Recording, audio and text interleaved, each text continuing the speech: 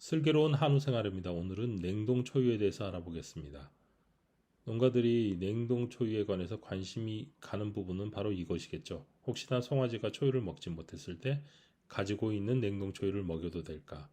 이 영상을 끝까지 보신다면 냉동 초유가 진짜 어미소의 초유와 어떻게 다른지, 그리고 이 냉동 초유는 어떻게 활용해야 되는지 알 수 있으실 겁니다. 먼저 이 초유라는 개념을 우리가 가질 필요가 있습니다. 초유란 거는 너무나 당연하지만 어미소가 분만 후 처음으로 나온 우유입니다. 이 쉬운 개념이지만 이 개념을 제대로 갖고 있지 않는다면 이 냉동 초유에 대한 이해를 제대로 할 수가 없습니다. 그 이유는 젖소 목장에서 주로 냉동 초유를 만드는데 이 초유가 아닌 전환유라는 것이 있습니다. 전환유라는 건 어떤 거냐면 첫날 나오는 우유가 초유, 그리고 우리가 마시는 흰 우유, 그것이 정상 우유라고 한다면 초유와 이 우유 사이에 있는 모든 우유를 바로 전환유라고 합니다. 문제는 젖소 농가에서는 이 전환유, 이것을 납유할 수 없기 때문에 이것을 다른 방법으로 활용을 하게 됩니다. 우리가 일반적으로 알고 있는 냉동 초유가 이 초유와 전환유가 혼재되어서 섞여 있다는 것이 문제입니다. 그래서 우리는 반드시 이것을 구분하여 사용해야 됩니다. 그렇다면 전환유가 어떤 문제가 있을까요? 첫 번째, 비타민, 미네랄 등 각 영양 성분들은 초유에 비해서 전환유들은 점적 착유를 함에 따라서 감소함을 알 수 있습니다. 하지만 우리가 가장 관심 있는 것은 바로 항체가죠. 일반적으로 한 번 착유할 때마다 전환유에서는 항체가가 약 30%씩 낮아집니다. 그리고 또 한 가지는 지방입니다. 이 전환유는 초유에 비해서 지방 함량이 굉장히 낮은데요. 초유에 있어서 지방이 중요한 이유는 송아지가 체온을 유지하거나 젖을 빠는 듯 그런 에너지를 얻는 데 있어서 이 지방이 매우 중요하기 때문입니다. 그리고 또한 근본적인 문제가 있습니다. 이 전환유의 문제뿐만 아니라 전체 어미소의 약 40%가 이 초유 함량에 있어서 굉장히 미달된다는 점입니다. 혹시나 재수가 없어서 이 40% 함량 미달인 초유를 가진 소의 전환유를 가지고 냉동 초유가 만들어진다면 그것을 먹은 송아지는 면역력을 획득하기는 굉장히 어렵겠죠. 그리고 또 다른 문제가 있습니다. 이 처음에 냉동 초유가 만들어지는 그런 과정입니다. 일반적으로 이 바로 냉동이 되었는가 여기에 대해서 저는 약간 의문을 갖습니다.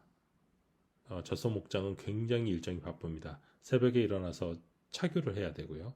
착유를 할 때 소를 분류하고 송아지에 대해서 이렇게 젖을 줘야 되고 굉장히 바쁩니다.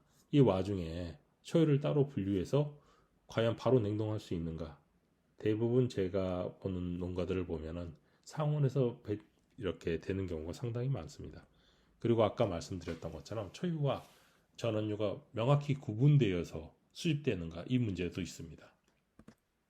그리고 마지막으로 질병이 없는가.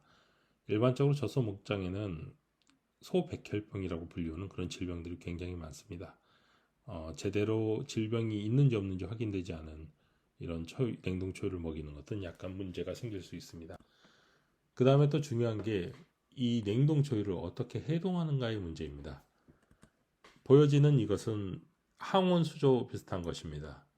이건 이제 초유 전용으로 만들어지는 건데요. 이게 필요한 이유는 이 초유는 섭씨 50도에서 일정한 온도로 해동되어야 된다는 것입니다. 그런데 우리가 알고 있는 방식, 즉 뜨거운 물에 부어서 이렇게 하다 보면 온도가 금방 식기 때문에 다시 뜨거운 물을 첨가하고 이런 식으로 농가에서는 대부분 해동을 합니다. 그리고 심한 경우는 전자레인지를 사용하게 됩니다. 만약 뜨거운 물이나 전자레인지를 사용해서 해동하면 어떻게 될까요? 그 안에 있는 이뮤노글로빈이라는 것들이 전부 파괴되게 됩니다. 그래서 이걸 좀 막기 위해서 미리 이렇게 해동해 놓는 경우가 있습니다. 그런데 이 문제는요, 해동을 하고 나면은 이 항체가 급격히 감소하는 문제가 있습니다. 결론적으로 항온 수조를 사용하고 그렇게 해동하지 않은 냉동 초유를 가지고는 제대로 이 항체를 보존할 수 없다는 것이 문제입니다. 결론을 말씀드리겠습니다. 즉 우리가 가지고 있는 냉동 초유는 어미젖에 해당하는 초유로서 사용하기는 부적합합니다. 그리고 또 지금의 방식으로 해동을 한다고 하면 그 효과도 굉장히 미미할 수 있습니다. 그러므로 추천되는 방법은 이미 어미소의 그 초유를 충분히 먹은 농가에서 보조적으로 조금 더 먹여준다는 느낌으로 사용해야 되지, 이거를 완벽한 초유로 사용해서는 안 됩니다. 추천하는 것은 확실한 초유로만 만들어진 분말 초유 제품이 있습니다. 시중에 많이 나와 있는 외국 제품들이 있는데요. 가격대는 보통 6만 원, 7만 원, 8만 원 정도 되는데, 대부분 그 함량이나 그다음에 지방 함량에 따라서 약간의 품질은 다를 수 있지만 이런 제품들을 사용하는 것을 추천드립니다. 오늘의 내용은 여기까지 하겠고요. 혹시나 이 내용이 도움이 되었다면 좋아요 눌러주시기를 부탁드립니다. 감사합니다.